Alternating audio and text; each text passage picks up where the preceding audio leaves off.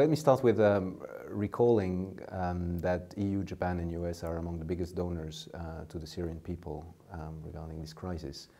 EU has given more than $1.1 billion of overall assistance, United States $550 million of just humanitarian assistance plus other, and Japan is also among the top donor with around 100 million.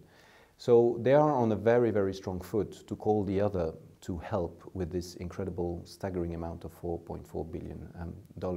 And I think that they can relay messages to other donors to step up to the plate and try to have coordinated assistance when you are faced with such a crisis.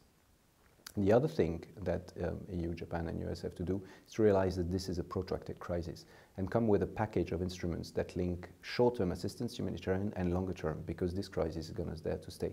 So the EU has just announced a new package of measures linking those two for $520 million US dollars until the end of the year, and I'm sure that US and Japan will look at similar possibilities.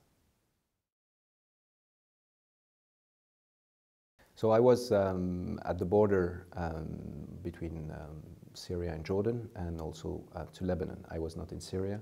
In Syria, clearly, there are pockets of fights where people have no food, no medical assistance, and that's what is needed in Syria. Outside Syria, what we've seen is three main needs. The first one is shelter. There are 1.6 million refugees, and it's growing. And these huge numbers represent, for example, for Jordan, almost a fifth of the population. And for Lebanon, by the end of the year, it will be a fourth. So you need to have massive tents and all type of shelters to protect the people. The second thing is health. Because people are put together in camp or in spontaneous settlements, obviously the hygiene conditions, water, sanitation is horrible. Therefore, you can develop disease, and it's now very important to reinforce health. The third very important need is about children. Half of the refugees are children.